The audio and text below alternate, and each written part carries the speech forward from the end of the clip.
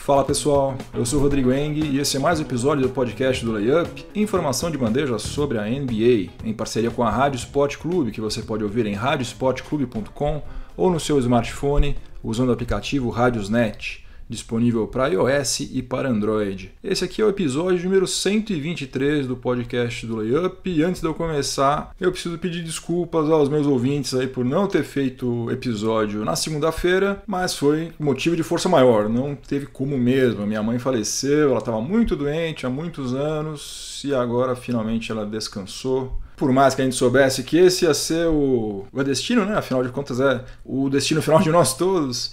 Mas no caso dela, como ela tinha uma doença incurável e estava numa situação muito complicada já há muito tempo, a gente sabia que isso ia acontecer, só que quando acontece é duro, viu gente? Não é fácil não. É muito complicado perder pai e mãe, é um negócio doído demais. Mas vamos tocar pra frente, vamos seguir a nossa vida, até porque certamente é isso que ela gostaria que eu fizesse. Então vamos lá, esse aqui, como eu já falei, é o episódio 123 do podcast do Layup e os assuntos de hoje vão ser os seguintes. No primeiro período eu vou falar sobre o fato de que dessa vez, nessa temporada 2018-2019, a gente aparentemente vai ter muito menos franquias praticando o famigerado tanking, e isso obviamente é uma coisa ótima. No segundo período, eu vou falar sobre os meus palpites para os prêmios individuais da NBA para a próxima temporada. Na próxima não, né? Para a atual temporada. Começou já, tem que dar um F5 aqui. Para a temporada 2018-2019.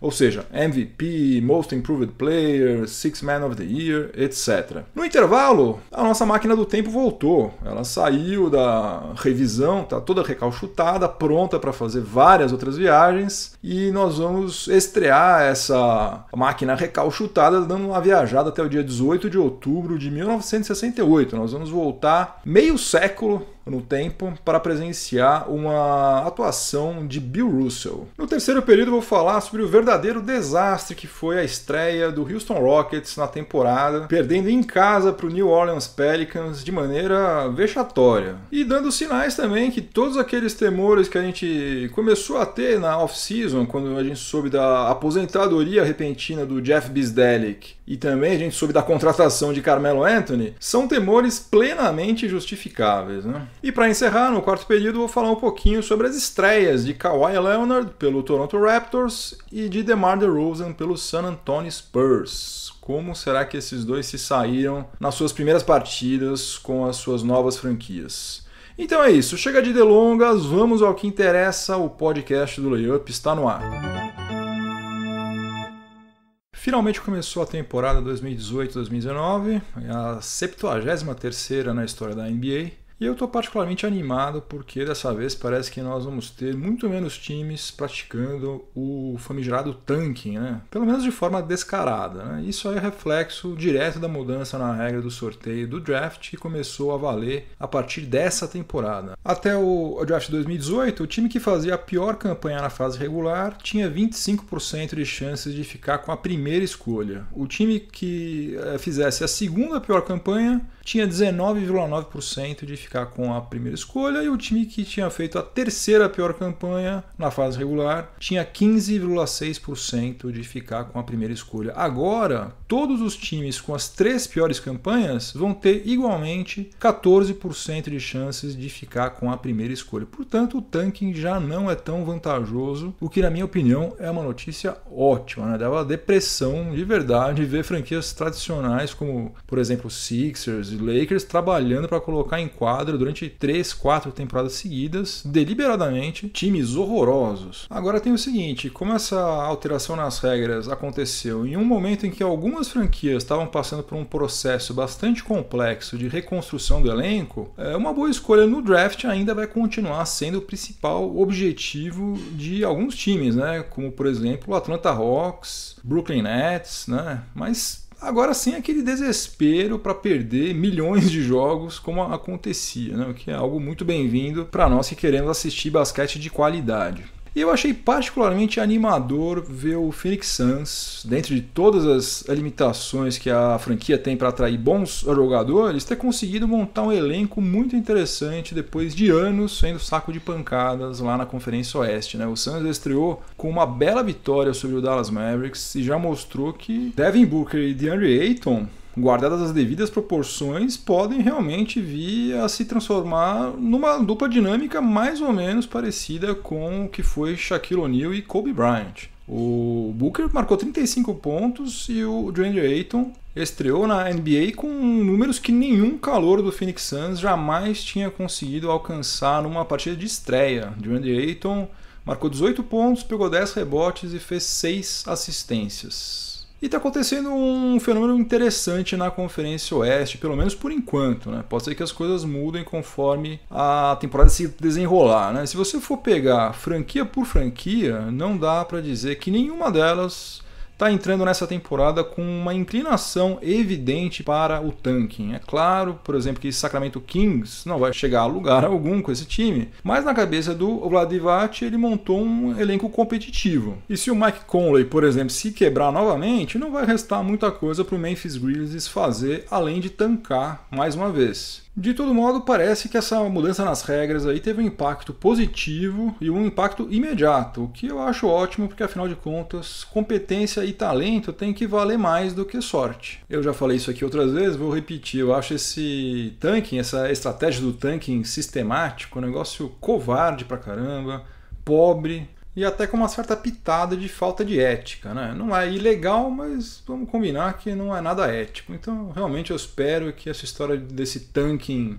desesperado, alucinado, aí realmente esteja com os dias contados, que a gente tenha uma temporada mais decente, com mais times competitivos de verdade, querendo vencer, né? Porque é muito estranho a gente estar falando de um esporte profissional que move bilhões de dólares e a gente tenha times que entrem em quadra querendo perder. No segundo período do podcast do Layup, em parceria com a Rádio Sport Clube, eu vou dar os meus palpites para os principais prêmios individuais da temporada 2018-2019, tentando ser o mais racional possível, embora a gente sempre acabe incluindo uma dose de emoção nos palpites. Então vamos lá, para MVP eu aposto no Giannis Antetokounmpo. Eu acho que o Milwaukee Bucks vai crescer sob o comando do Mike Budenholzer, que é um cara inteligente, experiente pra caramba, discípulo do Greg Popovich. E eu acho que o maior beneficiado por esse crescimento do Bucks vai ser justamente o Greek Freak, que já é um jogador espetacular e eu acho que ele ainda vai ficar um pouquinho melhor. Para Rookie of the Year, eu estou apostando no Luka Doncic, do Dallas Mavericks. Acho que a gente vai ouvir durante meses e discussões infindáveis se esse prêmio aí deve ser dado ao Doncic ou ao DeAndre Ayton, porque os dois devem fazer temporadas ótimas. Só que eu acho que no final das contas a versatilidade do Doncic vai falar mais alto e ele vai acabar sendo, o esloveno vai acabar sendo o Rookie of the Year. Defensive Player, eu estou apostando no Kawhi Leonard. Aqui não é preciso dar muita explicação, né? Ele saudável e estando dentro da quadra, né? Coisa que ele não fez na temporada passada, ele é um dos melhores defensores do perímetro de todos os tempos, né? Não é de hoje, é de todos os tempos. O cara é um monstro. Então não vai ser surpresa se Kawhi Leonard levar o prêmio de Defensive Player of the Year pela terceira vez. Quanto ao prêmio de Most Improved Player, eu estou sendo ousado, eu vou dar esse prêmio aqui na minha bola de cristal, eu vou dar para o Lauri Markkanen, do Chicago Bulls. Ele está contundido no cotovelo, né? Só deve estrear nessa temporada pelo Bulls lá no final de novembro, mas quando ele voltar eu acho que ele vai vir com tudo. Eu acho que ele vai vir chutando a porta. Estou até apostando num duplo-duplo nas médias por partida na casa de 20 pontos e 10 rebotes. E mais que isso, eu acho que na temporada que vem, 2019-2020, Lauri Markkanen vai ser All-Star. Escrevam o que eu digo, hein? Eu só estou curioso para ver o que o Fred Hoiberg vai fazer com o Jabari Parker, né? Que o Jabari Parker tem físico de ala, mas ele não tem bola para ser um titular da posição 3, né? Então não sei o que vai rolar aí, mas de toda maneira aposto muito nesse Lauri Markkanen. Para Six Man of the Year, aqui eu acho que a emoção vai acabar falando mais alto do que a razão e eu vou de Isaiah Thomas, do Denver Nuggets. Apesar de todos os problemas físicos que ele tem já há um bom tempo, mas eu estou apostando não apenas que ele vai se reabilitar fisicamente, mas também que ele vai ser determinante para o Denver Nuggets voltar aos playoffs depois de 5 temporadas de seca. E aqui por que eu falei que a emoção vai falar mais alto? Eu não torço pro Nuggets, né? Vocês sabem que eu torço pro Lakers, mas eu tenho uma simpatia muito grande pelo Nikola Jokic, sou fãzão dele, estou torcendo para que ele se dê bem. Então, eu acho que para ele se dar bem, pro Nuggets se dar bem, eu acho que vai ser essencial que o Isaiah Thomas se reabilite e ajude bastante lá a franquia do Colorado. Para o prêmio de Coach of the Year, né, melhor técnico da temporada, eu estou apostando no Nate McMillan, do Indiana Pacers. Para mim, ele vai mostrar que a campanha da temporada passada não foi um mero acaso, e eu acho que ele vai levar o Pacers ao patamar de 55 vitórias na fase regular, mesmo sem contar com um elenco cheio de estrelas, né? Aliás, apesar do Victor Oladipo ter sido All-Star em 2018 e de ser um baita jogador, sem dúvida nenhuma, eu confesso que eu ainda não consigo incluir ele nessa categoria de estrela. Eu acho que essa vai ser a temporada na qual ele vai se firmar definitivamente, vai entrar nesse clube aí dos grandes craques da NBA. E para o prêmio de executivo do ano, né, de Executive of the Year, aí eu vou confessar que é meio complicado, hein? Esse aqui eu fiquei bem na dúvida. Talvez esse aí seja o palpite mais difícil de todos, porque mesmo antes de começar a temporada, a gente já tinha 2 favoritos em potencial, né? Primeiro, Rob Pelinka, general manager do Lakers, simplesmente por ele ter conseguido contratar LeBron James, e Bob Myers, general manager do Warriors, né? Que conseguiu acomodar mais uma vez na folha de pagamentos os salários do Stephen Curry, do Kevin Durant, do Klay Thompson, Draymond Green, além de ter contratado o DeMarcus Cousins, né? Realmente o cara é um mágico. E além disso também tem outra coisa, dependendo do que acontecer com o Toronto Raptors, o Masai Ujiri também pode entrar nessa conversa aí, né? Já pensou? O cara tem a ousadia de trocar o melhor jogador da franquia de todos os tempos e, a partir disso, o time faz uma campanha melhor do que tinha feito antes, né? Se acontecer isso também, Masai Ujiri pode facilmente ser eleito Executive of the Year. Mas aqui eu vou fazer a escolha mais conservadora, eu vou apostar no Bob Myers do Golden State Warriors. E já que eu estou chutando para todos os lados, eu já digo o seguinte, para mim, Golden State Warriors campeão sobre o Boston Celtics em 6 partidas, com Kevin Durant MVP das finais outra vez. Não sei se isso é bom ou se isso é ruim, mas eu acho que isso é o que vai acontecer. Esse barulhinho que você ouviu aí é porque a nossa máquina do tempo já foi ativada. Nossa máquina do tempo aqui voltou ao intervalo do podcast do Layup, em parceria com a Rádio Sport Clube. E como vocês viram, a nossa máquina do tempo, depois de meses passando por várias revisões, recalchutagens, ajustes, ela está muito mais rápida, está muito mais poderosa. Em um estalo de dedos assim, já viajamos no tempo e chegamos ao dia 18 de outubro de 1968. Portanto, voltamos exatamente meio século. E nesse dia aconteceu o quê? O Boston Celtics começou a temporada 1968-69 com uma vitória sobre o Detroit Pistons em Michigan por 101-88. E o que aconteceu de tão especial nesse dia 18 de outubro de 68? O Bill Russell pegou nada menos do que 36 rebotes. Ele estava com 34 anos de idade e já acumulava pela 3ª temporada consecutiva os papéis de jogador e de técnico do Celtics, já que o Red Auerbach tinha se aposentado como técnico no final da temporada 66-67 e tinha passado a atuar como general manager. E para você ter uma ideia de como o que ele fez é uma coisa realmente excepcional, desde então, desde aquele dia 18 de outubro de 68, somente 3 jogadores pegaram pelo menos 36 rebotes em uma única partida. São eles Will Chamberlain, para variar, né? Fez isso 5 vezes. O Nate Thurmond fez isso uma única vez. E o último cara que conseguiu fazer isso foi o Tom Bowerwinkle, que fez em 1970 com a camisa do Chicago Bulls. Agora, o único jogador na história da NBA que começou uma temporada pegando 36 rebotes na primeira partida foi Bill Russell. E você quer saber o que mais? Ele não fez isso somente uma vez.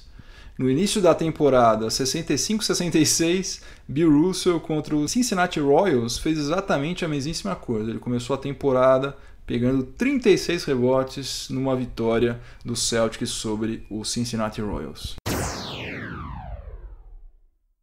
No terceiro período do podcast do Layup, o assunto vai ser o Houston Rockets, que começou a temporada muito mal, né? Já deu sinais muito evidentes de que aquele time que fez a melhor campanha da NBA na temporada passada e não chegou às finais por muito pouco, esse time aí não existe mais. O Houston Rockets recebeu o New Orleans Pelicans no Toyota Center e perdeu por 131-112, com um desempenho defensivo terrível. Foi péssimo nas transições defensivas, foi uma mãe nas infiltrações do New Orleans Pelicans e marcou o perímetro muito mal.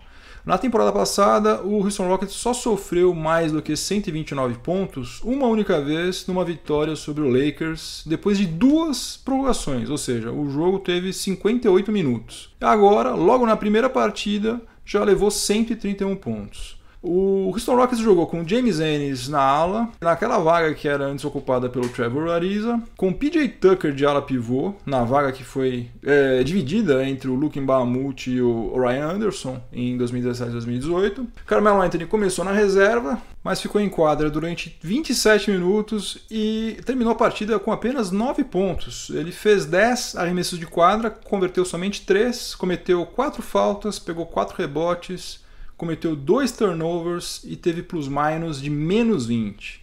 James Harden teve uma atuação discretíssima, em alguns momentos parecia até que ele estava ainda na pré-temporada, mas ele é tão fora da curva que mesmo assim ele quase anotou um triplo-duplo, imagina só.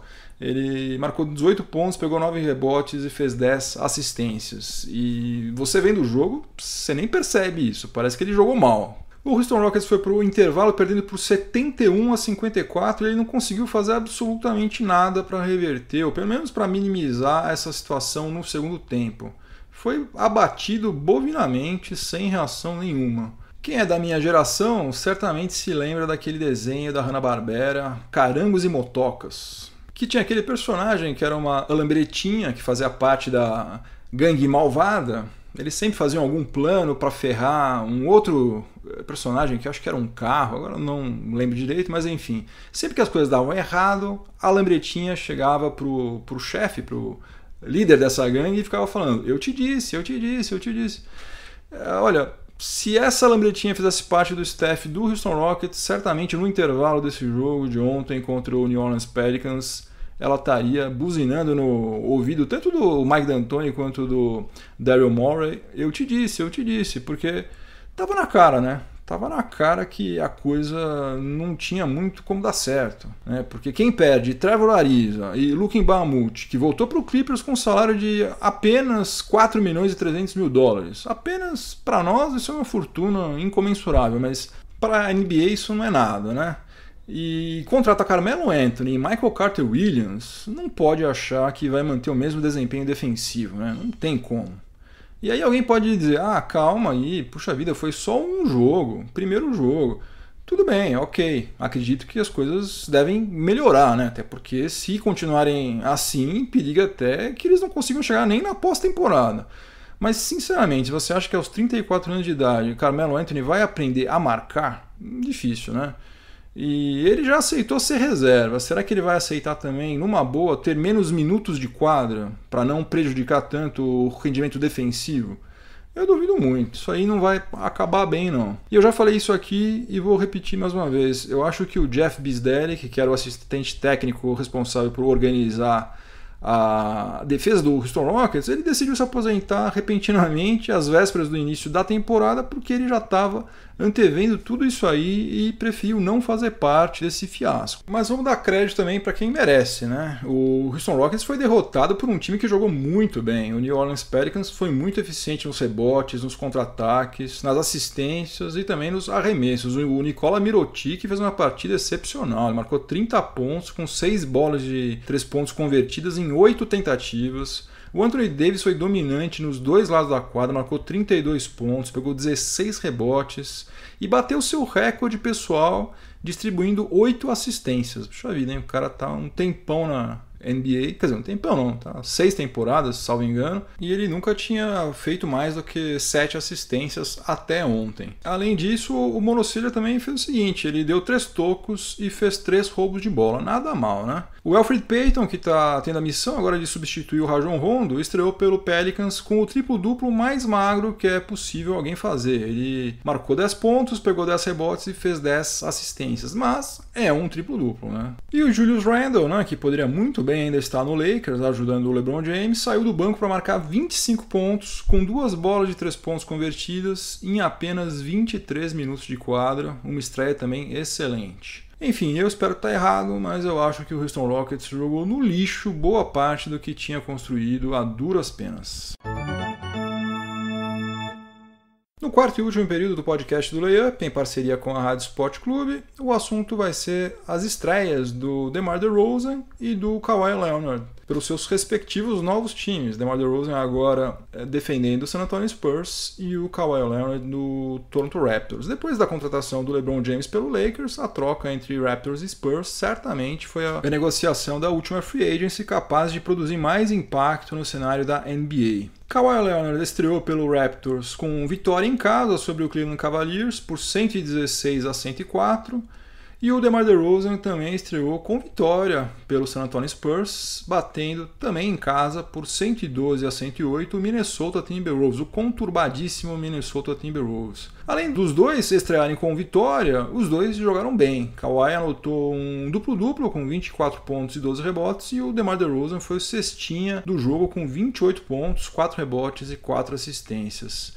O curioso foi a maneira como a torcida do Raptors tratou Kawhi, né? Durante boa parte do jogo, cada vez que ele pegava na bola, o Canadá Century vibrava como se ele tivesse feito alguma coisa fantástica, né? Pelo visto, eles vão passar a temporada toda bajulando o Kawhi Leonard para ver se ele decide ficar em Toronto na próxima free agency. Parece aquela moça encalhada, né? Aquela que já tá quase virando a tia doida que cria uns 30 gatos e daí finalmente arranja um namorado, daí a família inteira dela fica puxando o saco do cara para ver se a coisa vai para frente. Agora, uma coisa que deu para notar, sem muito esforço, é que uma das principais características que fizeram do Toronto Raptors o melhor time do leste na temporada passada não apareceu nesse primeiro jogo. O Toronto Raptors fez apenas 21 assistências. A média da franquia em 2017 e 2018 foi de 24,3 assistências por partida e jogando em casa também na temporada passada, o Raptors só fez 21 assistências ou menos em 8 das 41 partidas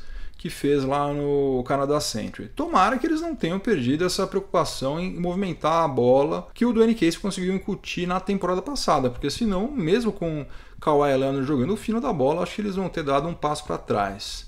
Já o San Antonio Spurs não pôde contar com o DeJounte Murray, não pôde contar com o Derrick White e nem com o calouro Looney Walker, né? Estão todos contundidos. E então Greg Popovich teve que escalar Bryn Forbes como armador titular. O Jakob Poeltl, né, pivô que chegou ao Texas junto com o DeMar DeRozan, foi o titular da posição 5 no lugar que pertencia, na vaga, aliás, que pertencia ao Paul Gasol. O sistema defensivo do Popovich continua relativamente forte e agora o LaMarcus Aldridge e o Rudy Gay têm DeMar DeRozan para ajudar a pontuar. Aliás, parece que Popovich não vai se meter a tentar mudar o estilo de jogo do DeMar DeRozan, como ele fez nos primeiros anos do Aldridge lá em San Antonio. Vai simplesmente tirar proveito da habilidade que o DeMar DeRozan tem em pontuar e qualquer evolução que ele tiver no setor defensivo vai ser lucro. Eu me arrisco a dizer o seguinte, por mais maluco que isso possa parecer ao final da temporada passada, principalmente, não se assustem se o San Antonio Spurs terminar com uma campanha melhor do que o Houston Rockets na fase regular.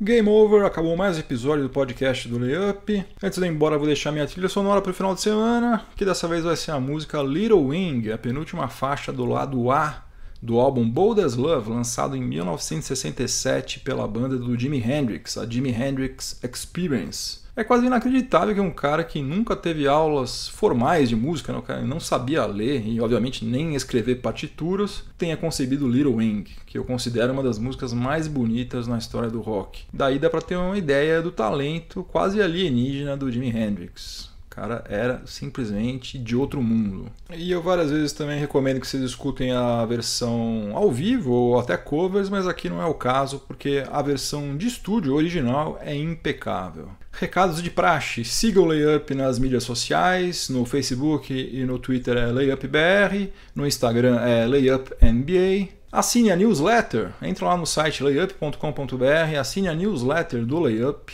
Por favor, mesmo que você não escute os episódios pelo YouTube, se inscreva lá no meu canal, porque vai me ajudar bastante. Aliás, muito obrigado para o Rogério Araújo de Souza e para o Carlos Eduardo Crespo. E que mais? E se você estiver ouvindo este episódio aqui em alguma plataforma de podcast, aproveite para avaliar positivamente o podcast do Layup, que isso também me ajuda muito. E se você estiver ouvindo na Rádio Esporte Clube, continue sintonizado por aí que vem mais informação esportiva de qualidade na sequência. Um ótimo final de semana para todo mundo, muito juízo, voltem todos inteiros e inteiras para casa. Semana que vem tem mais. Um abração, tchau, tchau.